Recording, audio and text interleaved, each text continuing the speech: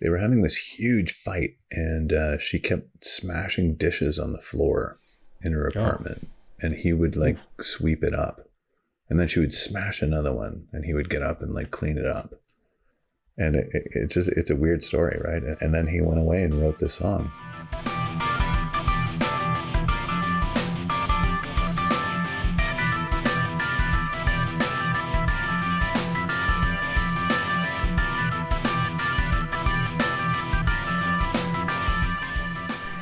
Thursday night, Brent. It's Thursday night, Brent. Brent, it's Thursday night. Hey, you. Hey, you. Wow. It's Thursday night. What are you doing? You do that? Do something like that? It's like, hey, what's up? Welcome to Thursday Night Record Club.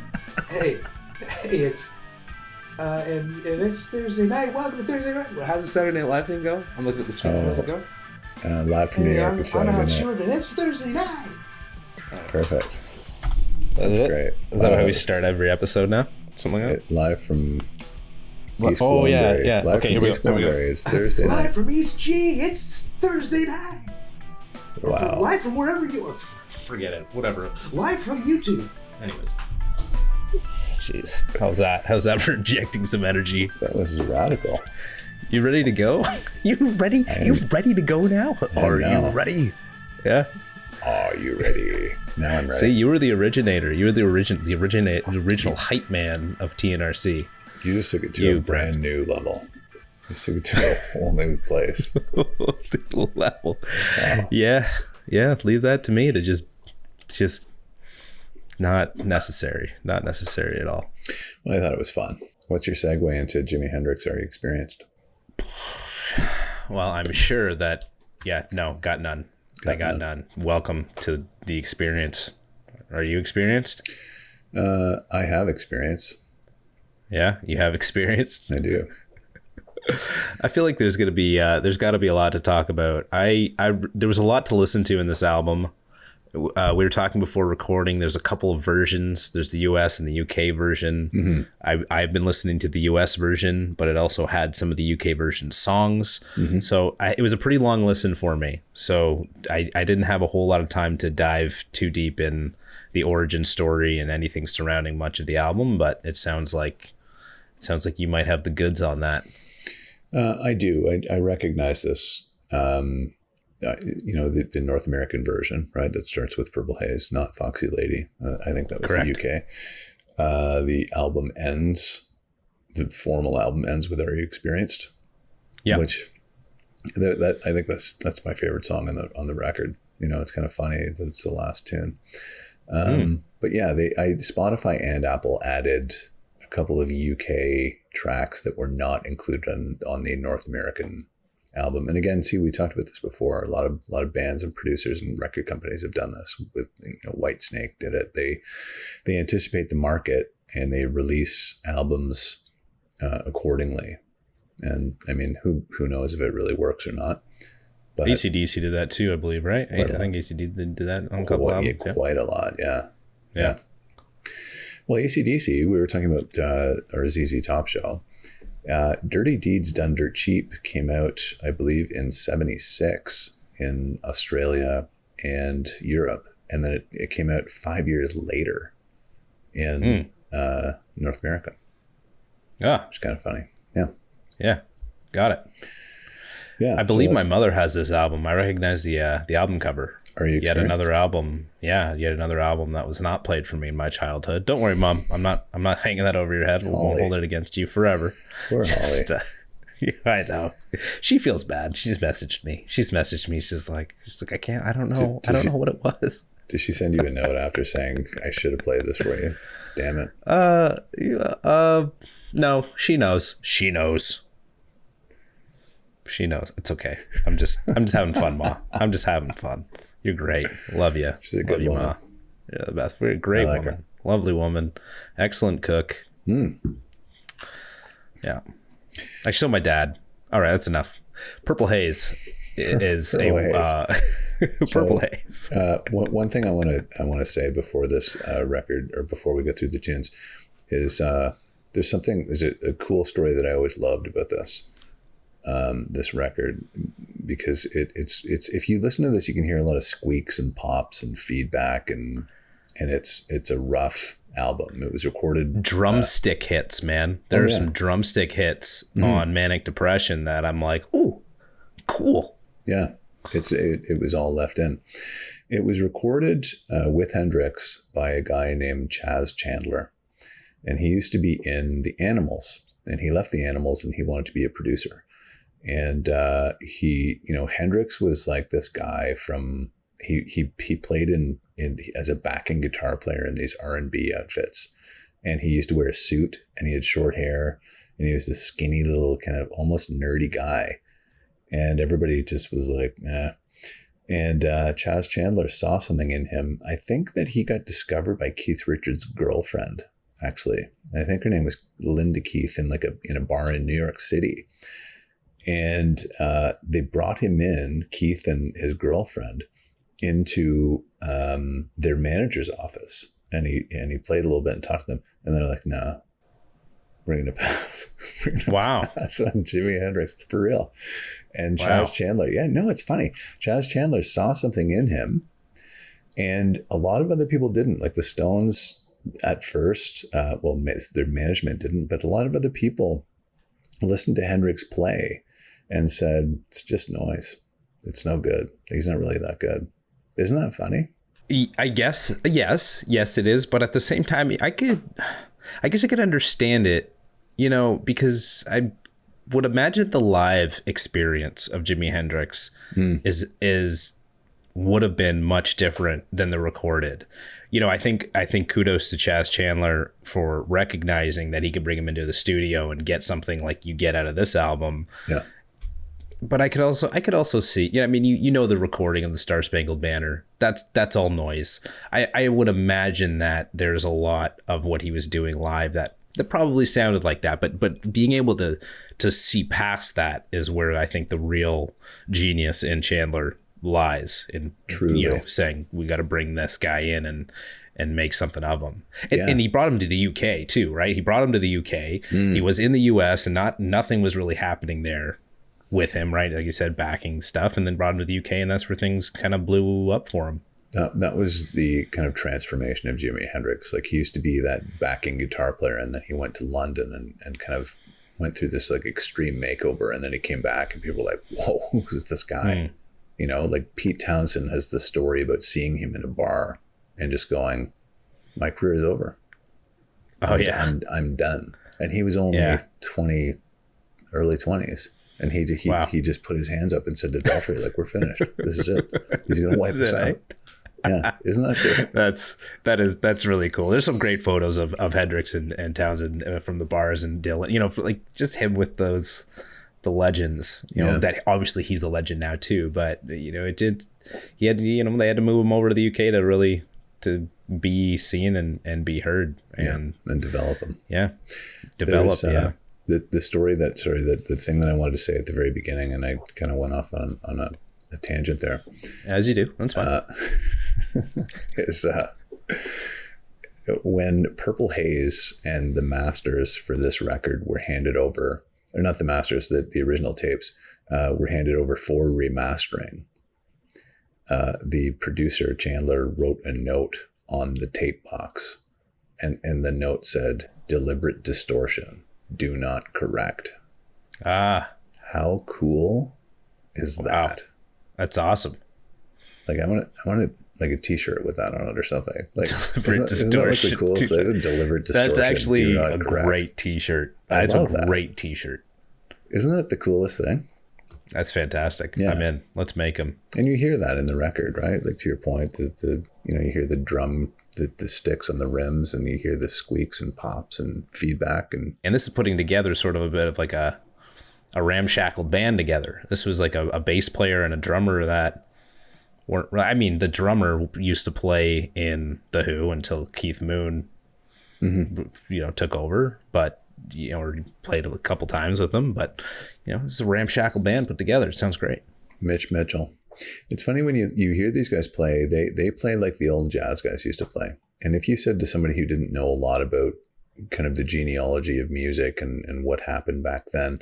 All those guys like Ginger Baker, Mitch Mitchell, Charlie Watts, right, emulated the old jazz guys because they used to play, and Stuart Copeland did that too. Like, get the stick between their fingers, kind of like this, and they play it sideways. But like the frenetic kind of style is what you hear from Mitch Mitchell.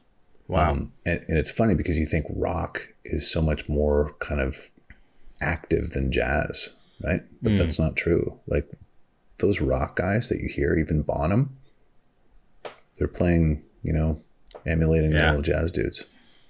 Yeah, it's great. There it is again. Drink.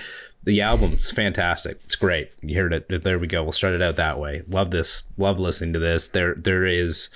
It's kind of wild to hear the mix of sounds and almost genres as well. Like obviously it's rock and roll, born of the blues. So obviously there's blues, but there's also some even like country folk tinges to a few of these songs that are it's like everything in this album, but done so well. And then you get Jimmy singing in a way that's completely unorthodox, but completely appropriate for how everything comes together. And then you combine that with the way that all of the drums and the bass and the guitar all come together underneath it. It's just it's wizardry.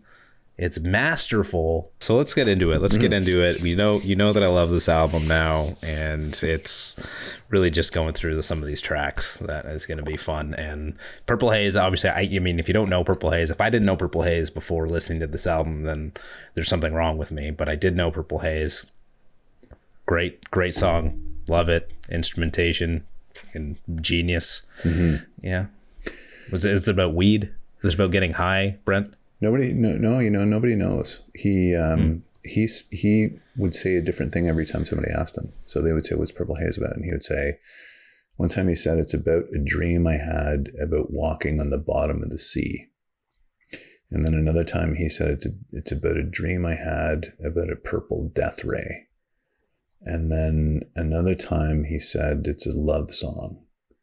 And like, it was different every time. And then he would say, I don't really know what it's about. Like nobody knows. So good. Yeah. Jimmy, that's cool. The guys in the band learned this song in the studio. So he brought it in and played it for them. And it's kind of like, it's a bluesy thing, but there's kind of like Eastern modalities in it too that make it kind of weird, right? Like it's not like a standard blues mode. It's a little bit different. There's weird notes in there, so it's hard to pick up. But they learned it on the spot. So credit to their musical abilities. The mixing in this is really cool too. They did a really great job. It's not all centered. It's not all just coming at you from every direction. And I mean evenly. Like I'm listening to this in the car, actually. You get a lot of the instruments to the left side, and then you get Jimmy singing at you from the right side. And there's even more noises and sound. I shouldn't say noises, but even more sounds throughout the mixing throughout this album. So if you can put a pair of cans on, or even just in a car, or like if you can listen to this in a place where you can actually feel that, there's a lot of that going on in the album as well. Great mixing. They did a lot of experimentation with like moving mics around while people were playing. And they panned a lot of stuff back and forth, left to right. There's a lot of experimentation. Obviously, played stuff backwards, that sort of thing. But we'll go through the songs, and it was just a freaky trip recording this record. Yeah, Manic Depression is one of those songs that feels a bit could be a really cool slowed down country folk song. This is where I feel like it could be a country song, because like if you kind of take all of the the drums, as good as it is, I'm just saying, but like the way that I was listening to it and I was hearing it, and the way that Jimmy's singing it, like if you just break that down into like a nice chord and a nice music, sweet music, like obviously again blues, but it could also be a really nice country song if you slowed it down, took pieces out, and just went all acoustic with it. I'm actually thinking about trying to learn it as an acoustic song, just because I think it'd be great to pull out of nowhere and just be like, here's Manic Depression by Jimi Hendrix around the campfire, because it could be a great campfire tune. Yeah, you could definitely do that. Yeah, I think so. You fool around with the arrangement a little bit. Good. Brent said I could, so I will. You don't need my permission. Great. I love the jazz inflections on this from Mitch Mitchell. Again, like just that swing. It's got swing, right? Oh, man. Yes. That's what I like that too, right? I mean, like you go from Purple Haze, which is like, yeah, and then you kind of come into this thing and it's like, and you're like, whoa. Yes. What just happened here? This is great. This is like complete, almost 180 into a completely different time signature, and it's great. It's pretty crazy, right? Like if you're a casual Hendrix fan or even a casual rock fan, you know songs like Purple Haze, you know Manic Depression, you know Hey Joe, you know Foxy Lady. This is almost like a greatest hits record for people who don't know any better. You know what I mean? Like when you put it on, it's almost like, wow, I know the song. I know the song. I know the song. I know this. Like it just goes on and on. So people knew Manic Depression. Like Manic Depression is kind of a sort of a famous track, eh? I didn't know it. Big radio track. Yeah. Oh. I think it was a single. I'm not sure. Purple Haze was the second single from this.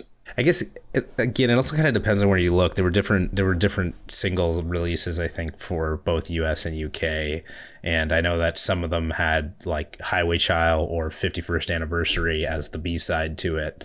Whether that was, so I think that mostly would have been the UK. Stone Free was a B-side for sure for a lot of these. Yeah, Great and then song. like Hey Joe is track 3. So. Like everybody knows that. You know what's funny about that song? Everybody, yeah. It's traditional. Nothing. It's about killing his wife. No, that's no. Sorry. Go away. It's we talked about when we did the Zeppelin shows, the traditionals. So songs that were written like back in the 20s and 30s that nobody really, you couldn't credit it back to anybody, and so it was just labeled traditional. There were a couple of guys who stepped forward and said, this is my song. I don't remember who they were, what their names were, but it was considered to be a traditional song. And a lot of people covered it. And it's funny because before Hendrix did it, the Byrds, David Crosby, he said to the rest of the Byrds, like, we should cover that. And they're like, he loved the song. He's like, no, come in. Like, and he was angry about it. He's like, come on, you guys, we should do this. And nobody wanted to do it. And then someone else did it. I can't remember the name of the band. And then Hendrix did it, and it took off. And he was like, see, you pricks, like I told you. And he was like, he had a really bad temper, Crosby did. And he lost his mind. He was so angry that the Byrds didn't cover it. Wow. Chandler wanted to do this as either solo or as the Animals. And then he heard Hendrix do his version. And he was like, and that I think was part of what triggered him to be like, let's go get him in the studio. There was another band that did it first in the early 60s called The Streets or something like that. Okay. Yeah. But it was a song that was going around and everybody's like, yeah, we should do that. And well, who is this credited to? Billy Rudolph, Billy something, I believe. Billy Randolph, or that's what it says anyways, like in the credits on Apple Music. It's to a Billy somebody, I can't remember the last name. Okay. Yeah. But great. Yeah, it is a great song. You know what? Here's the thing. I love the song. The opening. I love the opening, and I almost feel, this is gonna sound really bad, but I almost feel like a little disappointed with where it goes, because I love the way that the guitar intro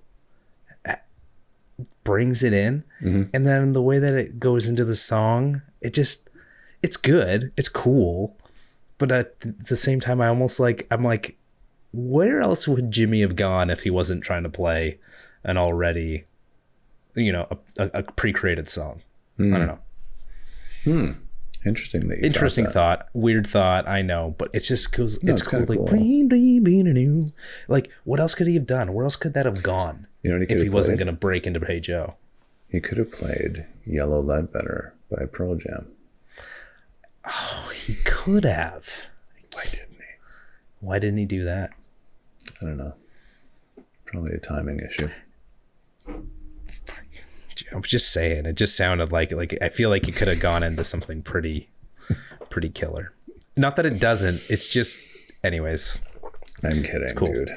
It's cool. I know you're kidding. I know Pearl Jam wasn't around at the time, Brent. I get it. I was just saying that I don't. Love or confusion.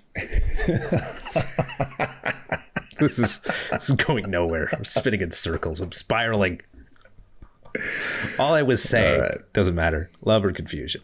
This is love or confusion. This song reminds me of The Who a little bit for me. Okay. Don't you find? It's not that classic. I've really only listened to one Who album, but yeah, it's got like an early Who when the Who were kind of more mod. It's got that mod sound for me. Yeah, I mean the first chord almost sounds like he's going to break into the Eagles. That's not mod. What was their Eagles. big song? The Eagles. Yeah, what's their big song? Oh, they have a load of big songs. Down the Hotel road, trying to loosen my load. Oh, jeez, take it easy. Take it easy. Yeah, it could just that first chord.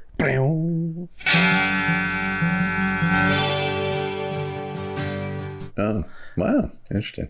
I don't hear that. We'll listen to it again. I'll go back and listen to it again. Go back and listen to it again. Okay. Okay. Anyways, great. I love it. I see. I love it because it's. Yeah, this is cool, right? It's like it's that mix of distortion and clean. Well, it's a little clean. It's a little overdrive, but there's still like some clean guitar in there. Mm-hmm. And then the way that he's able to just take the chorus is this love and it sounds great, and then confusion and do no no no no no, and then all of a sudden it's like this tizzy that he sends you in to go along with the verbiage, and man, just brilliant. Yeah, I know. I like it too. And it's funny too, because that's a deep track, right? So when you hear this record, to my point earlier, you know like 5 songs from this record, but there are other really good songs on this record, and this is definitely one of them. And not only is Jimmy playing some really great riffs, he's also singing at the same time. Right. And when he's singing and playing this, and you start to think about that, and then you start thinking that he's playing it left-handed, and you're like, this guy is man of Satan. He did some cool things. He met the devil. He would play the root notes of like something like G or A with his thumb. So that left his fingers to play, like he would do different voicings with the strings, right? Like, because like you know how to play guitar. So you play a G with your middle finger, but he would use his thumb. Wow. So all of his fingers were available to play like the high strings. That's bizarre, so crazy. Right? Yeah. I know that a lot of guitar players have his hands must have just been like huge. Like are we talking like massive? Like Stevie Ray Vaughan, I heard, had gigantic hands that could crush a mule, you know? Crush a mule. Just the first thing that came to my mind. I don't know. It was great. Hey, speaking of crushing, where's your Coors Light? Or no, it wasn't Coors Light. Sorry, it was Coors Banquet. Yeah, please don't do that to me. I'm not a light beer drinker. No, tonight Brent, I want you to. I know that you're drinking bourbon. I want you to break the bottle on your head. Oh, can you goodness me! No way. Are you crazy? Come on. Bottle of basil. Anyway, this is what I'm drinking. I'm back to the found a bottle of bourbon again. There you go. I did. Oh, you're back. Welcome back, sir. Thanks, man. Feels good. It's first time having a bourbon in a while, and I was like, what should I get? I'm like, nope, gotta go back to basil. It's my favorite. Me too. Basil Hayden is my favorite, and I had to go back. Yeah, is it? You've been drinking Redemption a lot, so. You know why? Basil is not available when I go to the liquor store, and Redemption is. Redemption is pretty close. I like it, but basil is my go-to. Number one. God, there's a shelf full of basil where I'm at, and there's even the basil dark rye now. There's the basil is expanding. In East G? East Gwill. The East Gwizzy. Gwizzy. Yeah. East Gwizzy. That's what the youths are doing. All the Utes. They're doing too, is they're adding the Izzies on the end of the Gwizzies. So, you know. Oh my God. May This Be Love. But see, May This Be Love is a great example of being able to this like Mitch Mitchell shines here because he's literally just playing. I don't even know what part of the drums he's playing, but he's playing the toms, like the whole song. It's song. Very unorthodox drum line, right? He's just playing that. It's weird because it's really weird about that, Alex. Sorry to jump in here, but like, just jump in. I got nothing. No, it's a bloody Jimi Hendrix record. Yeah, it's a good. Do you know what I mean? And the drums are playing the entire time, so you think like that's really odd. It's very unorthodox. Yes, but it works. The song's awesome. It's great. Honestly, like, it sounds so good, but it's like anytime I would sit at a drum kit, I'd be like, hey, this is the big drum. I want to play the big drums. And this would be me, right? But it wouldn't sound anywhere near like this. No. Why would it? But it's just great. I love that they can do this. I love that they can take you and they can slow things down a little bit like this, and they can do real unorthodox sounds with the drums and still a really cool guitar line and still sit and make you think about like what waterfalls. What do you mean by waterfall? It's cool that you say that because I would describe this song as such. I would say that it's thoughtful songwriting. When I think about this song, I do think that it is thoughtful. So it's cool that you picked up on that too. Yeah, I don't know what he's singing about half the time. I tried, but apparently I don't know. Maybe he doesn't know. Doesn't matter. I don't know if he knows. I mean, Purple Haze, right? The Purple Death Ray. Yeah, I love that. Yeah. I Don't Live Today. I mean, broken record here, but like this is awesome. Again, great drum intro. They know how to. I don't think this is an album that we listen to that's had better intros to songs like this album has. Like the intros to a lot of these songs are just perfect. Like they're like, what's coming next? What really is coming next? And maybe you could think that way about a lot of other songs or other albums, but there was just something about when these songs started, you were just kind of like excited to see where the song was going to go. That's at least I was. No, you're right. And that's a good point because there's a song on this record that's coming up that we're going to talk about. And it's got probably one of the best intros like of all time. And it like you almost sit back in your chair when you hear it because it freaks you out. Yeah. I don't know if you can guess what it is, but I'll no, because it's like every song on here for me. But yeah. Yeah, no, you're right though. It is quite good. This is dedicated to American Indians and minorities by Hendrix when he played this live. He used to dedicate it to them. Wow, cool. We talked obviously a lot about great choruses and catchy choruses from Foreigner, obviously. I was also still surprised to hear how catchy some of these songs were. Some of the lyric, Jimmy for his guitar playing. You know songs like Purple Haze and Voodoo Child and you know some of these songs, but then when you still go deeper, you keep listening to a lot of his songs, a lot of these are like they're kind of catchy things. Like this song, for example, stands out. It's like, if I don't live today, like it's just you could find yourself just singing along. And I never really thought about that when it came to like a chorus of a Jimi Hendrix song. True. And this was his first record. This is his debut album, which is like pretty wild, right? And then just lastly about this is when it gets into sort of that before it gets into the cool solo thing, but it's just like that breakdown. He does it a couple times throughout this album. It's like bing bing bing bing bing bing bing bing bing. It's just great riffs, like simple, but like again, it's like ZZ Top with really easy blues stuff. Totally. But it's just the right place. It's the right time. It's that catches you off guard, and it's like, oh, this is awesome. See, again, and I would hope that this entire exercise kind of serves you to this in this context that like those old blues guys played the right notes, right? They didn't hammer you with like 50 million Yngwie Malmsteen like guitar lines. They would hang arpeggios, Brent. Arpeggios. Thank you. Yep. They would just like play the right note at the right time, and that's all that mattered. And it shone through, right? So this is no different. Like it's some of it's simplistic, but it feels good, and that's really all that matters.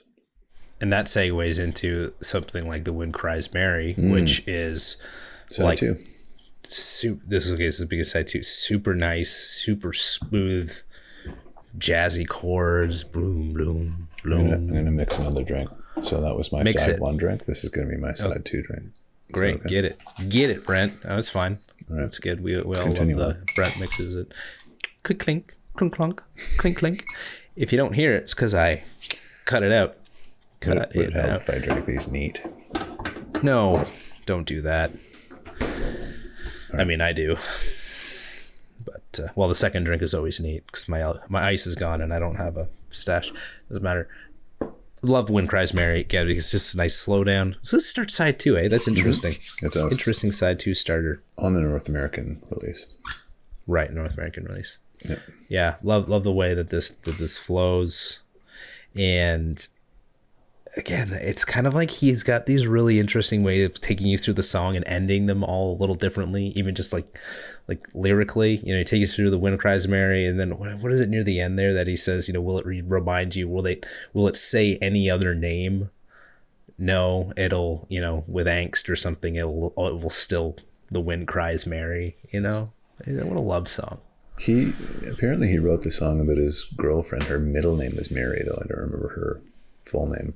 Right. But they were having this huge fight, and she kept smashing dishes on the floor in her apartment, and he would like sweep it up, and then she would smash another one, and he would get up and like clean it up. And it's a weird story, right? And he was so, that is weird. Yeah, and then he went away and wrote this song about it. So he was a very emotional, sensitive guy. What were they fighting about?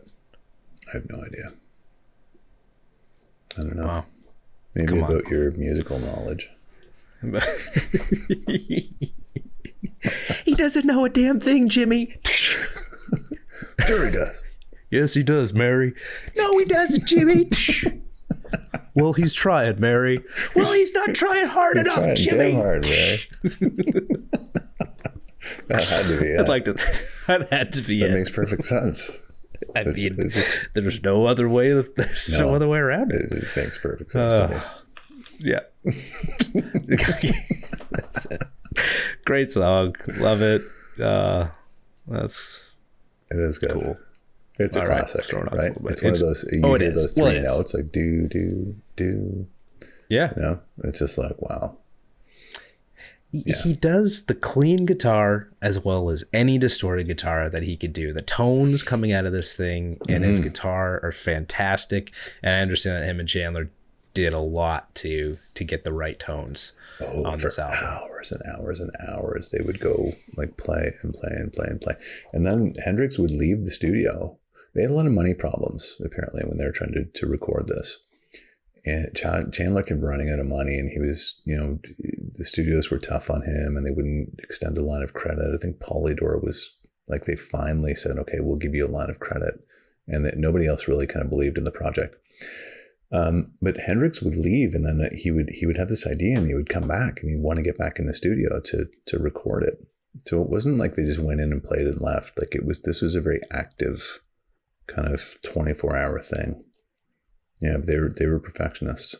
Sounds great. It comes across, maybe not have been awesome for them at the time, but sounds great. It's fantastic. Everything that comes out of this. I agree. Fire. Love it. Like it just strap yourself in, right? When it's like, whoa. It grabs you by the shirt. Oh, totally. The drumming is everything. There's a cool story behind the song, actually. Come to think of it. Before they recorded the song, they were playing gigs in England. And Noel Redding, who was the bass player, invited Hendrix back to his house on New Year's Eve. That's what it was. So they're at his mom's house because they're also young, right? And it was New Year's Eve, so it was December. It was freezing. And Jimmy was really cold, and his mom had a fireplace. And it was on. And so he asked Noel Redding's mom, apparently, can I stand next to your fire?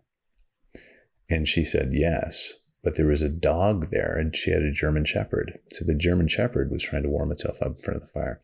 So he couldn't get there. So he said, this is apparently this true story. He said, oh, come on, Rover, move over and let Jimmy take over. Wow. Come on. Mm-hmm. Everybody thinks the song is about sex. Apparently that's where the song comes from. Get out of here. Mm-hmm. Seriously. That's too much. Come on. No, for real. Wow. That is a story, man. Yeah. I don't even know where to go from there. That is something. I mean, whether it was, I don't know if it's necessarily about, I thought it was about sex, but I just thought it was about, let me stand next to your fire. A girl, just she's the fire. Let me stand next to you. That's, I don't know, whatever. Now that I explained it, sounds stupid. Yeah, now that I explained myself, the dog story actually sounds a lot better than what I thought about at first. So that's cool. Wow. Yeah. Come on, Rover. Let Jimmy take over. So great. The riff is fantastic. This, again, the drumming. This is where I'm like, it's like you try. Like this is what I did. I tried. I was in the car, I was waiting. I was parked, and I'm kind of like, right. I try and play along with the drums on anytime we listen to it. I would try and play along. Can't do it. And this one, you feel like you're kind of getting the groove. And then all of a sudden, it's like, and you're okay, easy, got it. It's great. It's unbelievable. Yeah. Yeah. You know what? It is funny because actually, right at the end, I will say at the end, the mixing on this is kind of interesting because it kind of just drops. I don't know if you noticed that, but like near the end of it, it's sort of like, it's not like a gradual fade. It gets to a gradual fade out, but it's really like, and then all of a sudden, that's what I mean. Like, it just, it's so weird that the whole recording process was just kind of the Wild West. Apparently when they first got there, Jimi Hendrix wouldn't turn his he was known to play very loud. Right. And when Chaz was starting to get to know him, he was irritated by that. And so because when they were starting to record, his amp was so loud that you could hear like vibration and those kind of like noises that you hear when somebody's equipment is like super, super loud. So he said to Jimmy, turn your amp down because we're trying to get a decent sound here. And Jimmy said, no way, man. It's got to be super loud. It's going to be on 10. And he said, no. And Jimmy said, you know what? If I can't play loud, I may as well just go back to New York then. And Chaz said, then get the fuck out. And they stared at each other for a minute. And then Jimmy said, oh man, you call my bluff. Okay. And then he turned his amp down. For real. That's wild. That's right. I remember that as part of the tone talk. They were trying to figure out how they got the tones because he played so loud. But then it sounds like they came to a somewhat of a compromise there. But that's awesome. It's a great story. Yeah. What's next? Third rock. Third stone. Third stone. Third stone from the sun. Third stone from the sun. This is just like a super stoner.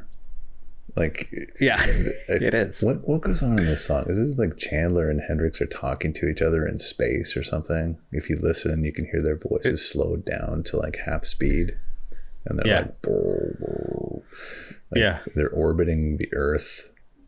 It's like we're, it's like two astronauts or two aliens going. We see, no, that's what it is. Hendrix is like, I'm on a rock. Orbiting the sun, and he says, okay, we're gonna have to go down and take a look. Like, it's this really trippy thing, right? Yeah. Oh, definitely. It's like, although your world wonders me with your majestic and superior crackling hen, your people I do not understand, so to you I shall put an end.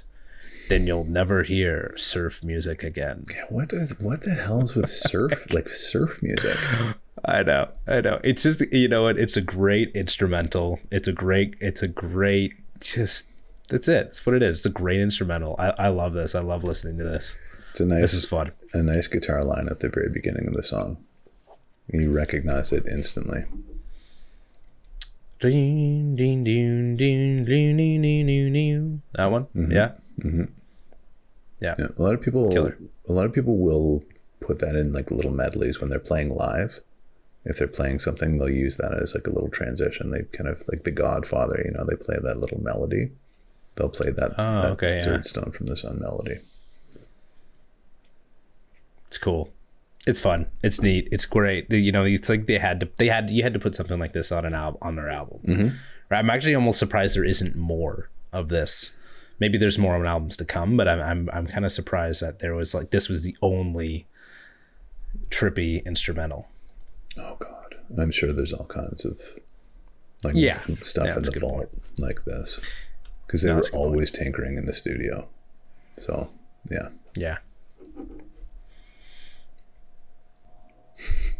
You all right? Oh, I'm great. FOXEY with an E, lady. This song apparently was about who is it? Roger Daltrey's wife. She was like a London socialite, and then Daltrey married her. I can't remember her name, but it was about a woman who was it was Daltrey's wife. I'm pretty sure. That's funny. This had to have been about somebody. His first real like what did Hendrix do? His first happy song or his first love song? His first something song. This one that he ever wrote. I don't know. This is the song though that I was talking about. Well, it wasn't about Noel Renning's mom. This is the song that I was talking about that has that like opening that just was like whoa. Oh yeah, it's like a blitzkrieg, right? With that feedback that just like he turns the volume knob on his guitar up, and it's like, listen to that. To your point about headphones, listen to that with headphones, and it just like makes fire you right up. Yeah, it's very cool. I guess most made famous by Wayne's World. This to a generation, right? This song. Yeah, I guess so.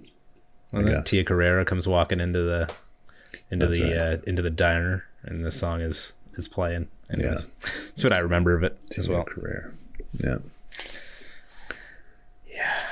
Great song. Again, awesome guitars. Yeah, it's awesome. Just so good. Yeah, whip woo. It's awesome. Like I mean, the sounds. I mean, you talk about Van Halen and his sounds. You know, these are some wicked tones. 67. I don't know if we mentioned that. 67 is when this album came out. And I was talking about the Doors being sort of the bad boys of you know, maybe the late 60s and in comparison to the folk world. And it's just now that I think about like an album like this coming out in 67. Yeah, it was different disciplines though, and it was a different geography too. Like this was London. He came back to the US eventually, but like this, you know, the Doors were happening in California. Right. And it was kind of like stoner surfer rock, right? Like, but even in general, an album like this coming out in 67, right? Isn't this doesn't this seem like a bit of like really heavy for 67? Yeah. And that's another distinction is that this was kind of a melding of psychedelia and hard rock, which wasn't really super popular. At the time, there were other bands that were lesser known that were doing it, but Hendrix really brought it to the fore, especially because like his live representation was pretty intense, right? In the Isle of Wight, he lit his guitar on fire, and so like he was very flashy and he got a lot of attention. It's cool. Are you experienced, Alex Hubert? Yeah. This is your favorite song. Love. The riff just gets me. It's just so good. Mm-hmm. I don't like, what are they, and then you're like, what are you experienced in? Experienced in what? Like, you know, experienced in, are you experienced? Yeah. Oh. It's like, it's almost like, you know, speaking of the Doors, it's almost vaguely written, right? It's meant to have a vague interpretation. So you can say like, are you experienced in sex? Are you experienced in drugs? Are you experienced in black magic? Are you know what I mean? Like are you experienced? Right. And you fill in that blank for yourself. Yeah. You know, it's when you say it, when I first heard it and when I first said it, it's like, are you experienced? It almost seemed like it was a phrase that didn't work. Maybe it doesn't, but like the English feels weird when you say, like, are you experienced? And then when I started listening to it in the song and then listen and reading the lyrics and going along with it, and I was like, oh, no, it does work. For some reason, it just, are you experienced seemed weird. The phrasing of it in English. I don't know why. And then this time around listening to it, I was like, no, it does make sense. I don't know if anybody else has felt that way and talking about, have you ever been experienced? It just feels weird. Have you ever been experienced? Because you don't know what he's talking about, or you don't have an idea of what they're talking about. I always love that line. We'll watch the sunrise from the bottom of the sea. You know, that kind of really puts everything into perspective when you're thinking about an individual like Jimi Hendrix, right? Like he's just so like psychedelic and like cosmic, right? So you think the Grand Canyon. Were they watching it at the Grand Canyon? What? No, never mind. Doesn't matter. What are you talking about? Well, the bottom of the sea, Grand Canyon. No. Okay.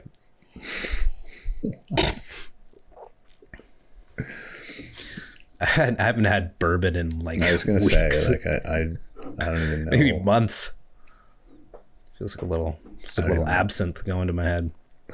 Yeah, and then even what is the line at the end? I got to look this up. What's the line at the end? Have you ever been experienced not in getting high, but in being beautiful or something like that? Not necessarily stoned, but that's it. Beautiful. But beautiful. Yeah. That's what I mean. Like when he's cool singing some of these songs, right? He ends them on these notes that are like, what? What do you mean? Why? I thought this was all about, you know? No, it's freeform. That's what's cool. Yeah. Like even like you fire, you know, you feel like you're there because he's like, check this out, right? And like, okay, dig this, and I then love he's those. like, haha, you know, and you're like, yeah, it's like he's communicating with me, you know what I mean? And that's what's cool about this stuff is it is freeform, and it's just like he's having a good time in the studio with his buddies playing, and it's very genuine and authentic. One more thing I want to say about this: he played the drums on this record.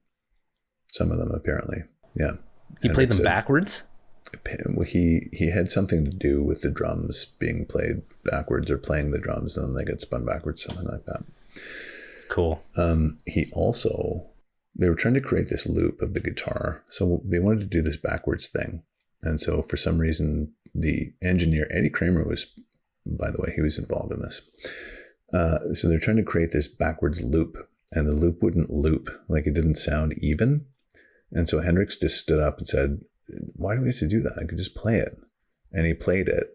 And everybody was like, oh, wow. we almost forgot like how good this guy is. Okay. All right. Yeah, he kind of made everybody look bad. He's like, look, I'll just play it. It's quite easy. He said, it's quite easy. And he did it. And people were like, oh. Which makes it a frickin' 5 out of 5. Yes. You know, that's, yeah. I would say 5. It's not fantastic. a bad song on the record, really. No, zero bad songs on this album. Mm-hmm. All right, what you got? What you got next?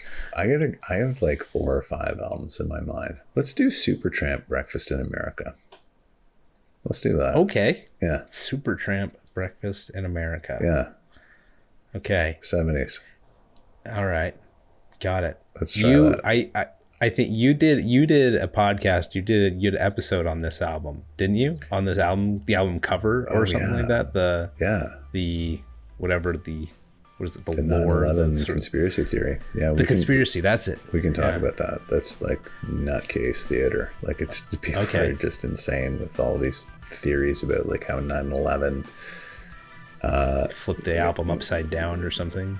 It was a warning. It was a precursor that 9/11 was going to happen. Yeah. I'll explain it next week. It's peculiar. Great. Interesting. Do it. Yeah. Totally. Right. All right. Breakfast in America. Supertramp. Breakfast in America. Great. Well, cheers. Thanks, everyone. Thank you, cheers Brent. to you. Yeah. And those like you. And me like me. And everyone out there watching tonight. We'll see you next week.